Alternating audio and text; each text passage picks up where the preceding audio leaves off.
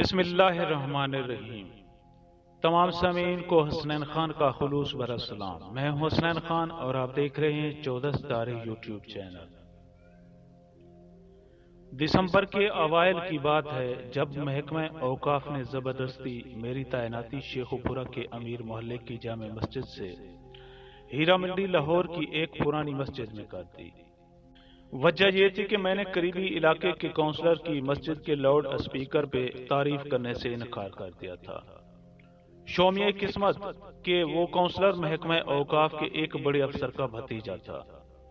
نتیجتاً میں لاہور شہر کے بدنام ترین علاقے میں تعینات ہو چکا تھا۔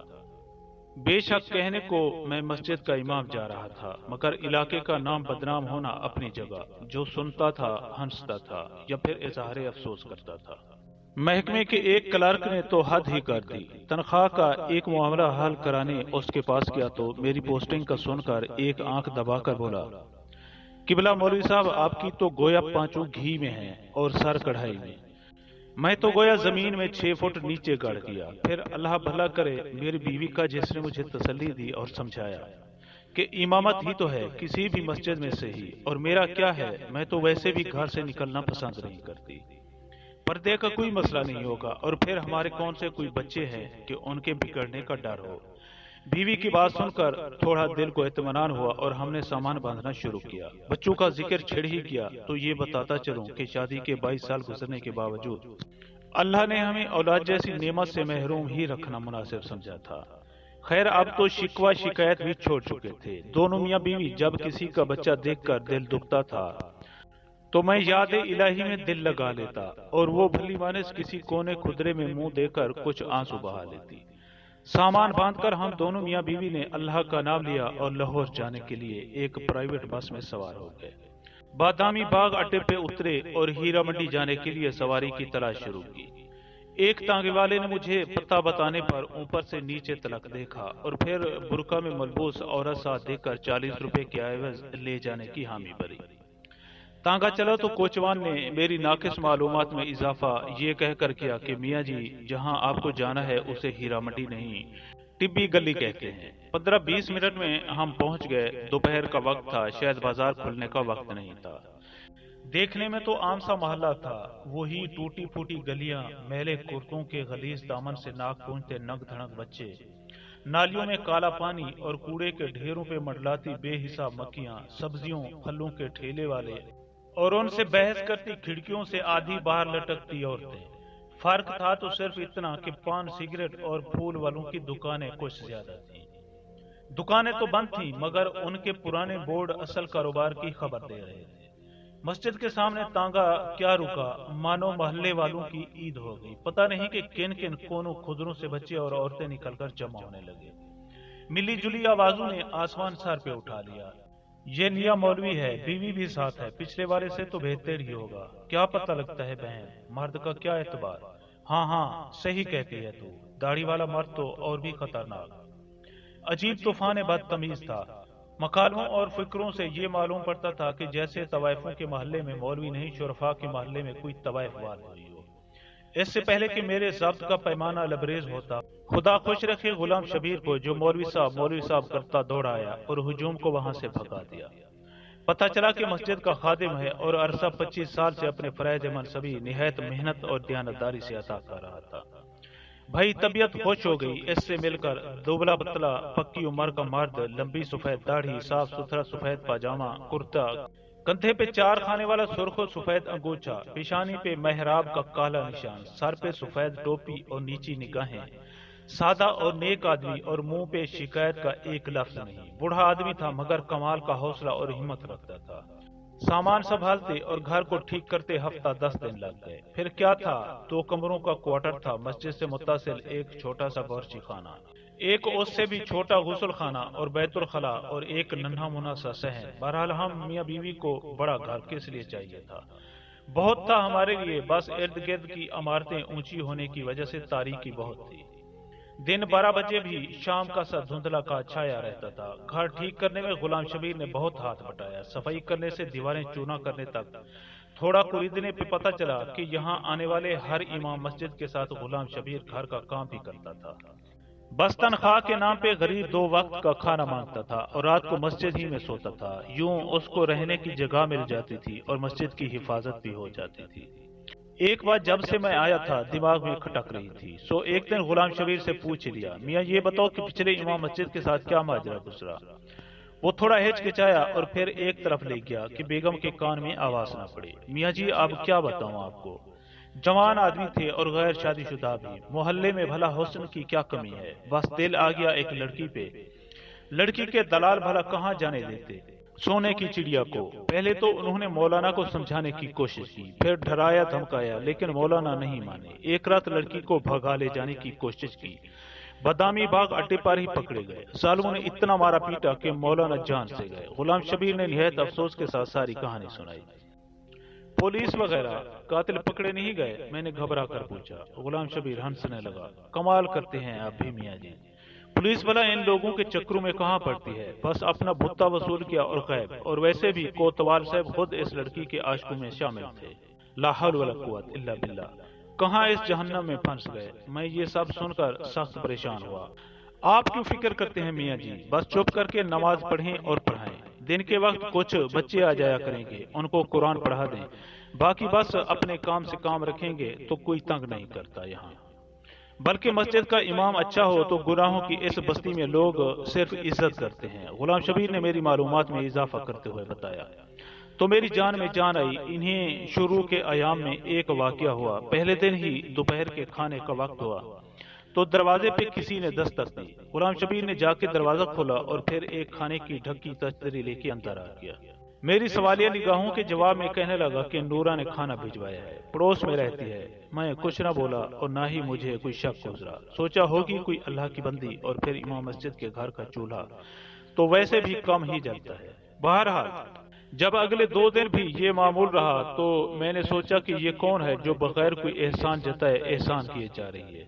عشاء کی نماز کے بعد مسجد ہی میں تھا جب غلام شبیر کو آواز دے کے بلایا اور پوچھا کہ میاں غلام شبیر، یہ نورا کہاں رہتی ہے؟ میں چاہتا ہوں کہ میری گھر والی جا کر اس کا شکریہ ادا کرے۔ غلام شبیر کے تو اوسان خطا ہو گئے یہ سن کر۔ میاں جی بی بی نہیں جا سکتی وہاں۔ میں نے حیرانی سے مزید استفسار کیا تو گویا غلام شبیر نے پہاڑ ہی توڑ دیا میرے سر پہ۔ میاں جی اس کا پورا نام تو پتہ نہیں کیا ہے، مگر سب اس کو نورا کنجری کے نام سے جانتے ہیں۔ پیشہ کرتی ہے جی، پیشہ کرتی ہے، یعنی طوائف ہے، اور تم ہمیں اس کے ہاتھ کا کھلاتے رہی ہو۔ استغفر اللہ استغفر اللہ۔ غلام شبیر کچھ شرمسار ہوا۔ میرا غصہ دیکھ کر تھوڑی دیر بعد ہمت کر کے بولا کہ میاں جی یہاں تو سب ایسے ہی لوگ رہتے ہیں، ان کے ہاتھ کا نہیں کھائیں گے تو چولہا جلانا پڑے گا، جو آپ کی تنخواہ میں ممکن نہیں۔ یہ سن کر میرا غصہ اور تیز ہو گیا۔ ہم شریف لوگ ہیں غلام شبیر، بھوکے مر جائیں گے مگر طوائف کے گھر کا نہیں کھائیں گے۔ میرے تیور دیکھ کر غلام شبیر کچھ نہ بولا، مگر اس دن کے بعد سے نورا کنجری کے گھر سے کھانا کبھی نہ آیا۔ جس مسجد کا میں امام تھا، عجیب بات یہ تھی کہ اس کا کوئی نام نہیں تھا، بس ٹبی مسجد کے نام سے مشہور تھی۔ ایک دن میں نے غلام شبیر سے پوچھا کہ میاں نام کیا ہے اس مسجد کا؟ وہ ہنس کر بولا کہ میاں جی اللہ کے گھر کا کیا نام رکھنا، پھر بھی کوئی نام تو ہوگا، سب مسجدوں کا ہوتا ہے۔ میں کچھ کھسیانہ ہو کے بولا، بس میاں جی بہت نام رکھے، جس فرقے کا مولوی آتا ہے پچھلا نام تبدیل کر کے نیا رکھ دیتا ہے، آپ ہی کوئی اچھا سا رکھ دیں۔ وہ سر کھجاتا ہوا بولا۔ میں سوچ میں پڑ گیا، گناہوں کی اس بستی میں اس واحد مسجد کا کیا نام رکھا جائے؟ کیا نام رکھا جائے مسجد کا؟ ہاں موتی مسجد ٹھیک رہے گا، گناہوں کے کیچڑ میں چمکتا پاک صاف موتی۔ دل ہی دل میں نے مسجد کے نام کا فیصلہ کیا اور اپنی پسند کو داد دیتا اندر کی جانب بڑھ گیا، جہاں بیوی کھانا لگائے میری منتظر تھی۔ اب بات ہو جائے قرآن پڑھنے والے بچوں کی۔ تعداد میں 11 تھے اور سب کے سب لڑکے، ملی جلی عمروں کے، 5 سے 11-12 سال کی عمر کے۔ بڑے شرارتی ضرور تھے مگر اچھے بچے تھے، نہا دھو کے اور صاف ستھرے کپڑے پہن کر آتے تھے۔ 2 گھنٹے سپارہ پڑھتے تھے اور پھر باہر گلی میں کھیلنے نکل جاتے تھے۔ کون تھے، کس کی اولاد تھے، نہ میں نے کبھی پوچھا نہ کسی نے بتایا۔ لیکن پھر ایک دن غضب ہو گیا۔ قرآن پڑھنے والے بچوں میں ایک بچہ نبیل نام کا تھا۔ یوں تو اس میں کوئی خاص بات نہ تھی، لیکن بس تھوڑا زیادہ شرارتی تھا۔ تلاوت میں دل نہیں لگتا تھا، بس آگے پیچھے ہلتا رہتا اور کھیلنے کے انتظار میں لگا رہتا۔ میں بھی درگزر سے کام لیتا کہ چلو بچہ ہے، لیکن ایک دن ضابط کا دامن میرے ہاتھ سے چھوٹ گیا۔ اس دن صبح ہی سے میرے سر میں ایک عجیب درد تھا۔ غلام شبیر سے مالش کرائی، پیناڈول کی 2 گولیاں بھی کھائیں، مگر درد زور آور بیل کی مانے سر میں چنگھاڑتا رہا۔ درد کے باوجود اور غلام شبیر کے بہت منع کرنے پر بھی میں نے بچوں کا ناغہ نہیں کیا۔ نبیل بھی اس دن معمول سے کچھ زیادہ ہی شرارتیں کر رہا تھا، کبھی ایک کو چھیڑ کبھی دوسرے کو۔ جب اس کی حرکتیں حد سے بڑھ گئیں تو یکایک میرے دماغ پر غصے کا بھوت سوار ہو گیا اور میں نے پاس رکھی لکڑی کی ریہل اٹھا کر نبیل کے دے ماری۔ میں نے نشانہ تو کمر کا لیا تھا، مگر خدا کا کرنا ایسا ہوا کہ ریہل بچے کی پیشانی پر جا لگی۔ خون بہتا دیکھ کر مجھے میرے سر کا درد بھول گیا اور میں نے گھبرا کر غلام شبیر کو آواز دی۔ وہ غریب بھاگتا ہوا آیا اور بچے کو اٹھا کے پاس والے ڈاکٹر کے کلینک پر لے گیا۔ خدا کا شکر ہوا کہ چوٹ گہری نہیں لگی تھی، مرہم پٹی سے کام چل گیا اور ٹانکے نہ لگے۔ خیر، باقی بچوں کو فارغ کر کے مسجد کے دروازے پر پہنچا ہی تھا کہ چادر میں لپٹی ایک عورت نے مجھے آواز دے کر روک لیا۔ میں نے دیکھا کہ وہ عورت دہلیز پر کھڑی مسجد کے دروازے سے لپٹی رو رہی تھی۔ 40-45 کا سن ہوگا، معمولی شکل و صورت، سانولا رنگ اور چہرے پہ پرانی چیچک کے گہرے داغ، آنسوں میں ڈوبی آنکھیں اور گالوں پہ بہتا کالا سرما، زیور کے نام پہ کانوں میں لٹکتی سونے کی ہلکی بالیاں اور ناک میں چمکتا سستا سرخ نگ کا لونگ۔ چادر بھی سستی مگر صاف ستھری اور پاؤں میں ہوائی چپل۔ کیا بات ہے بی بی، کون ہو تم؟ میں نے حیرانگی سے اس سے پوچھا۔ میں نورا ہوں مولوی صاحب، اس نے چادر کے پلو سے ناک پونچھتے ہوئے کہا۔ نورا؟ نورا کنجری؟ میرے تو گویا پاؤں تلے سے زمین ہی نکل گئی۔ میں نے ادھر ادھر غلام شبیر کی تلاش میں نظریں دوڑائیں، مگر وہ تو نبیل کی مرہم پٹی کرا کے اور اس کو اس کے گھر چھوڑنے کے بہانے نہ جانے کہاں غائب تھا۔ جی، نورا کنجری۔ اس نے نظریں جھکائے اپنے نام کا اقرار کیا۔ مجھے کچھ دیر کے لیے اپنے منہ سے نکلنے والی اس کے گاری جیسی عرفیت پہ شرمندگی ہوئی، مگر پھر خیال آیا کہ وہ طوائف تھی اور اپنی بری شہرت کی ذمہ دار۔ شرمندگی اس کو ہونی چاہیے تھی، مجھے نہیں۔ پھر اچانک مجھے احساس ہوا کہ میری موتی جیسی مسجد میں اس طوائف کا ناپاک وجود کسی غلاظت سے کم نہیں تھا۔ باہر نکل کے کھڑی ہو، مسجد کو گندہ نہ کر بی بی۔ میں نے نفرت سے باہر گلی کی جانب اشارہ کیا۔ اس نے کچھ اس حیرانگی سے آنکھ اٹھا کر میری طرف دیکھا جسے اسے مجھ سے اس رویے کی امید نہ ہو۔ ڈوب ڈبائی آنکھوں میں ایک لمحے کے لیے کسی انکہی فریاد کی لو بھڑکی، لیکن پھر کچھ سوچ کر اس نے آنسوں کے پانی میں احتجاج کے ارادے کو غرق کیا اور بغیر کوئی اور بات کیے چلی گئی۔ میں نے بھی نہ روکا کہ پتہ نہیں کہ کس ارادے سے آئی تھی۔ اتنی دیر میں غلام شبیر بھی پہنچ گیا۔ کون تھی میاں جی؟ کیا چاہتی تھی؟ غالباً اس نے عورت کو تو دیکھا تھا مگر دور سے شکل نہیں پہچان پایا تھا۔ نورا کنجری تھی، پتہ نہیں کیوں آئی تھی، مگر میں نے بھی وہ ڈانٹ پڑی کہ آئندہ اس پاک جگہ کا رخ نہیں کرے گی۔ میں نے داد طلب نظروں سے غلام شبیر کی طرف دیکھا، مگر اس کے چہرے پر ستائش کی جگہ افسوس نے ڈیرے ڈال رکھے تھے۔ وہ بیچاری دکھوں کی ماری اپنے بچے کا گلہ کرنے آئی تھی میاں جی۔ نبیل کی ماں ہے، بچے کی چوٹ برداشت نہیں کر سکی اور آپ نے اس غریب کو ڈانٹ دیا۔ غلام شبیر نے نورا کی وکالت کرتے ہوئے کہا، تو نبیل نورا کا بیٹا ہے، ایسی حرکتیں کرے گا تو سزا تو ملے گی، جیسی ماں ویسا بیٹا۔ میں نے اپنی شرمندگی کو بےہودگی سے چھپانے کی کوشش کی۔ ایک لمحے کو خیال بھی آیا کہ بچہ تو معصوم ہے اور پھر میں نے زیادتی بھی تو کی تھی، مگر پھر اپنے استاد ہونے کا خیال آیا تو سوچا کہ بچے کی بھلائی کے لیے ہی تو مارا ہے۔ کیا ہوا؟ اور پھر ایک طوائف کو کیا حق حاصل ہے کہ مسجد کے امام سے شکایت کر سکے؟ کتنے بچے ہیں نورا کے؟ میں نے بات کا رخ بدلنے کی کوشش کی۔ مسجد میں پڑھنے والے سب بچے نورا کے ہیں میاں جی، اس کے علاوہ ایک گود کا بچہ بھی ہے۔ بس اس محلے میں صرف نورا اپنے بچوں کو مسجد بھیجتی ہے، باقی سب لوگوں کے بچے تو آوارہ پھرتے ہیں۔ غلام شبیر کی آواز میں پھر نورا کی وکالت پہنچ رہی تھی۔ میں نے بھنا کر جواب دینے کا ارادہ کیا ہی تھا کہ کوتوال صاحب کی گاڑی سامنے آ کر رکی۔ خود تو پتہ نہیں کہ کیسا آدمی تھا، مگر بیوی بہت نیک تھی، ہر دوسرے تیسرے روز ختم کے نام پر کچھ نہ کچھ میٹھا بھجوا دیتی تھی۔ اس دن بھی کوتوال کا اردلی جلیبیاں دینے آیا تھا۔ گرما گرم جلیبیوں کی اشتہا انگیز مہک نے میرا سارا غصہ ٹھنڈا کر دیا اور نورا کنجری کی بات آئی گئی ہو گئی۔ یہ نبیل کو مار پڑنے کے کچھ دنوں کے بعد کا ذکر ہے۔ عشاء پڑھنے کے بعد غلام شبیر سے ایک شرعی معاملے پر بحث میں الجھ گیا تو گھر جاتے کافی دیر ہو گئی۔ مسجد سے باہر نکلے تو بازار کی رونق شروع تھی۔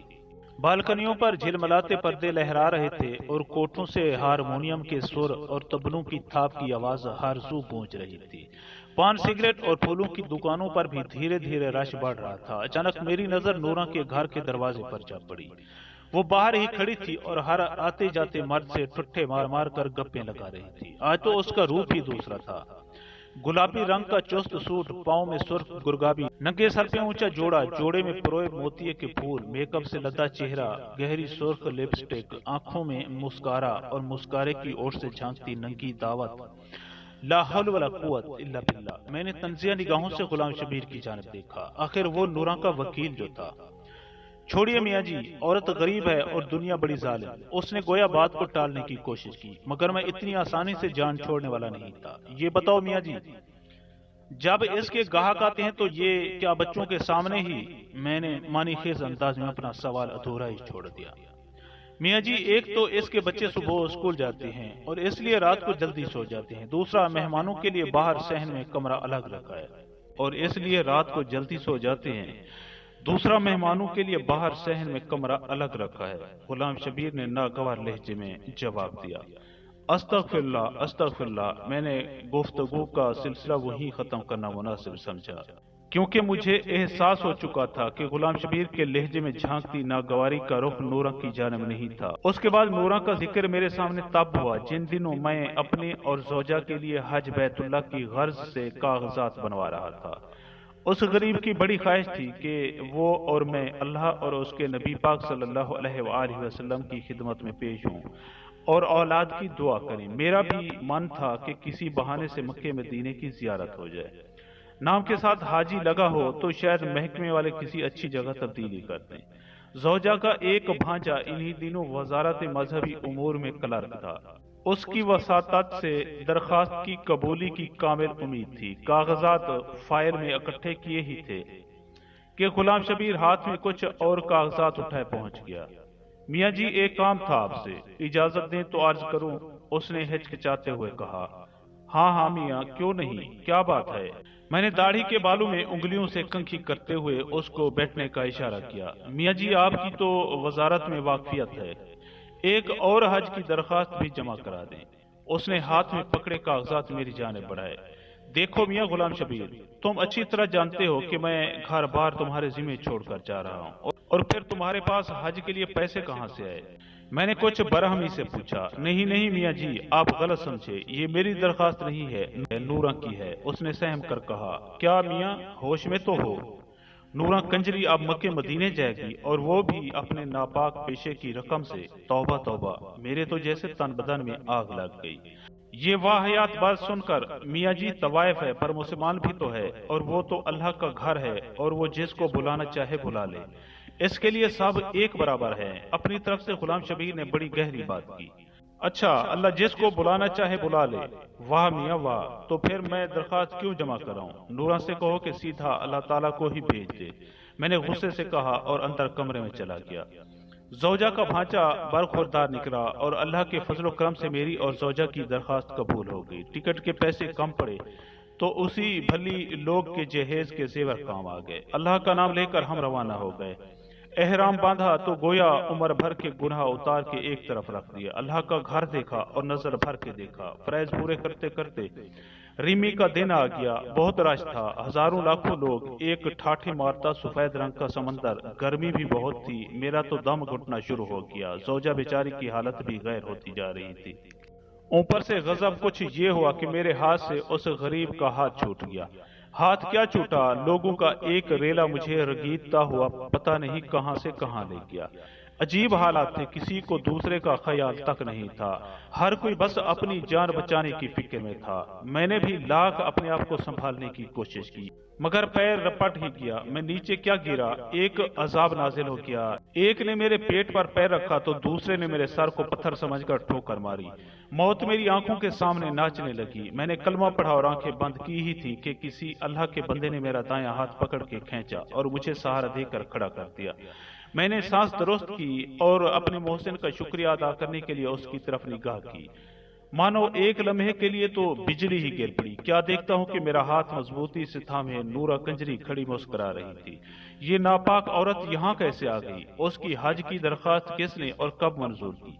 मैंने हाथ छुड़ाने की बहुत कोशिश की, मगर कहाँ। एक आहनी गिरफ्त थी, मैं नहीं छुड़ा सका। वो मुझे अपने पीछे खींचती हुई एक तरफ ले गई।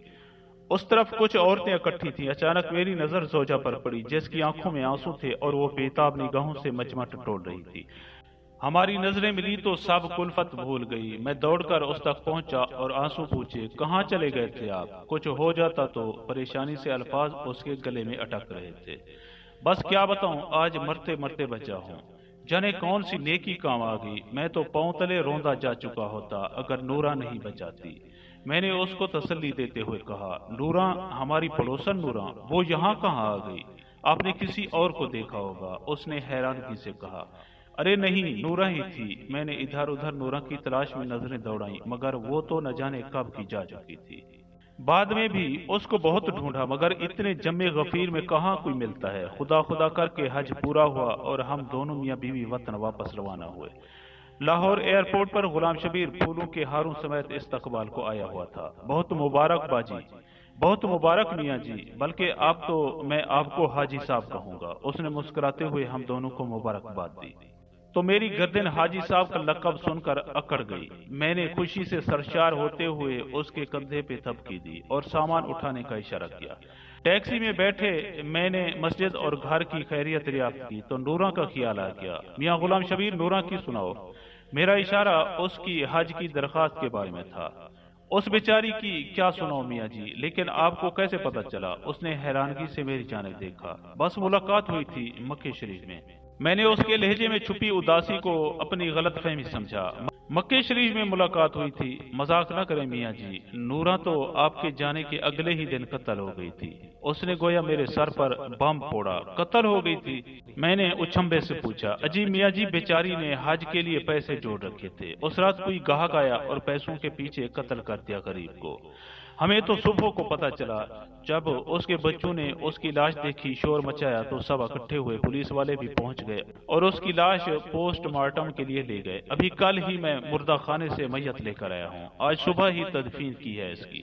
गुलाम शबीर की आवाज आंसुओं में भीग रही थी। कातिल का कुछ पता चला? मैं अभी भी हैरानगी की गिरफ्त में था। पुलिस के पास इतना वक्त कहाँ मियाँ जी कि तवाइफों के कातिलों को ढूंढे। उस बेचारी की तो नमाज जनाजा में भी बस 3 अफराद थे, मैं और 2 गोरकन। उसने अफसोस से हाथ मलते हुए कहा। और उसके बच्चे, उनका क्या बना? मैंने अपनी आंखों में उमड़ती नमी पूंछते हुए दरियाफ्त किया। नूरा के बच्चे नहीं हैं मियाँ जी।